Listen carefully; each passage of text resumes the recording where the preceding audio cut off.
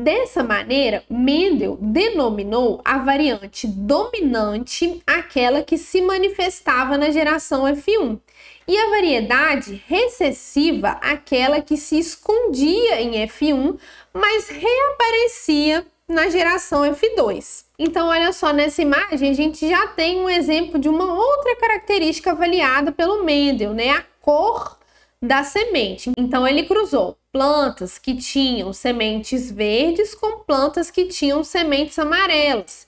E ele observou na geração F1 somente plantas com sementes amarelas. E aí ele chamou a semente amarela de variedade dominante, tá? Porque ela foi a única que apareceu aqui na geração F1. E depois, né, dessas sementes aqui realizarem a autofecundação, o que ele observou na geração F2? 75% da variante que ele chamou de dominante e 25% da variante que ele chamou de recessiva, tá? Então, ele determinou a variante dominante, aquela que aparecia na F1, e variante recessiva, aquela que reaparecia na geração F2, mas estava escondida na geração F1. Então, aqui, como eu citei, a variedade amarela era a variedade dominante e a variedade verde era a variedade recessiva. E a partir, então, desses resultados, o Mendel fez uma série de proposições. Ele propôs várias coisas, tá? Então, o Mendel propôs que cada característica era determinada por um par de fatores. E nas variedades puras, que são as variedades parentais, cada uma delas possuíam esses fatores iguais. Se a gente associar letras para representar os fatores, tá? Então, cada característica é determinada por um par de fatores. Então, cada fator uma letra, duas letras por característica, tá? Então, nós podemos utilizar Rzão, Rzão para os fatores da variedade lisa, que é a variedade dominante, e Rzinho, Rzinho para a variedade rugosa, que é a variedade que ele chamou de recessiva, que é a variedade que não apareceu na F1, mas reapareceu na F2. Além disso, o Mendel propôs que na formação dos gametas, esses fatores, né, cada um dos fatores que vão codificar a característica, os fatores eles se separavam e apenas um fator de cada par vai para o gameta. Então, a característica é codificada por dois fatores, que a gente determinou, né, uma letra para cada um do fator. Só que durante a produção do gameta, cada gameta vai receber apenas um fator, ou seja, cada gameta receberia apenas uma letrinha, tá? Então, a variedade Rzão, Rzão produz gametas que contêm o fator R, tá? Então, todos os gametas vão conter o fator R.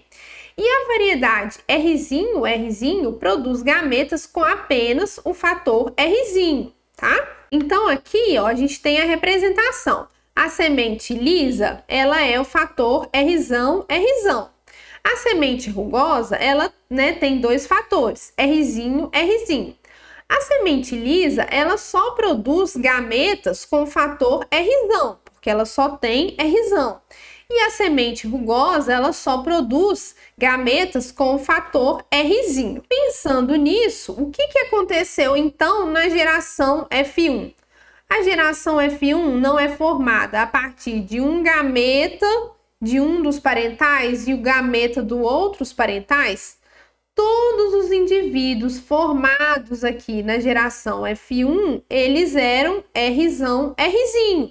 Herdaram o Rzão da mãe e o Rzinho do pai. Então, todos tinham a semente lisa e eram Rzão, Rzinho. Tá, e agora se a gente for considerar a autofecundação, os indivíduos aqui da F1 que eram Rzão, Rzinho, né?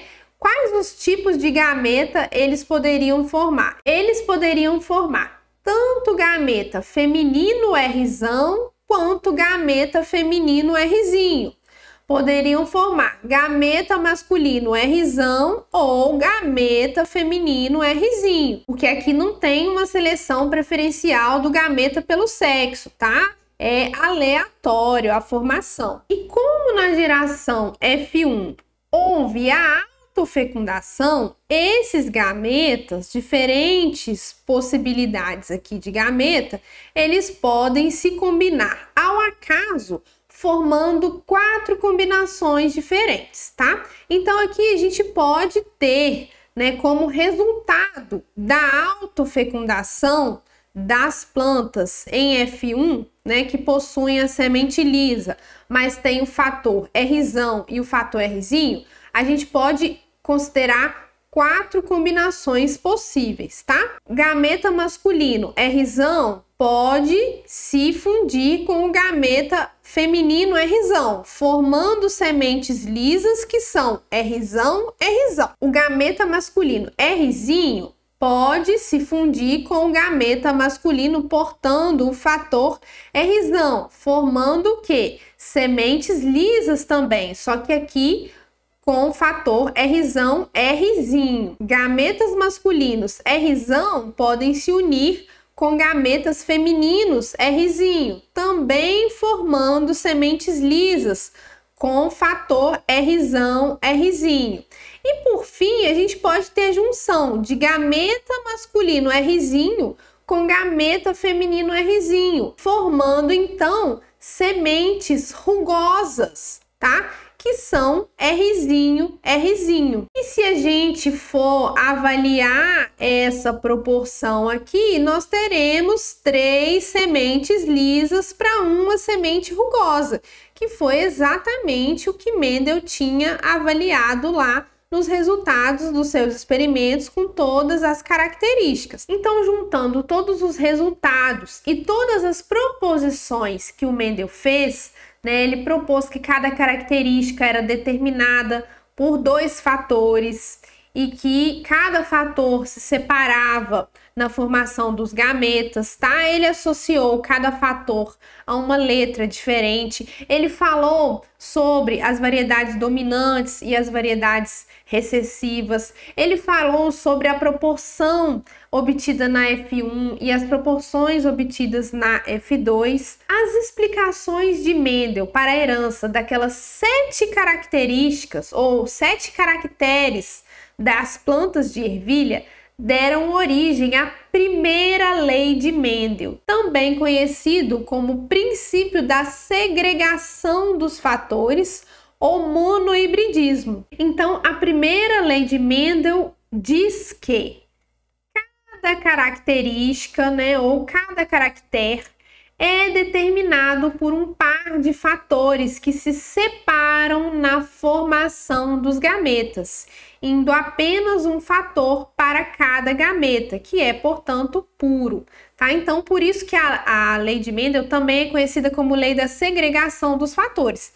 Ele diz que cada característica é determinada por um par de fatores, mas que cada um desses fatores se separam ou se segregam durante a formação dos gametas. Dessa maneira, então, as primeiras conclusões de Mendel deram origem a essa primeira lei de Mendel.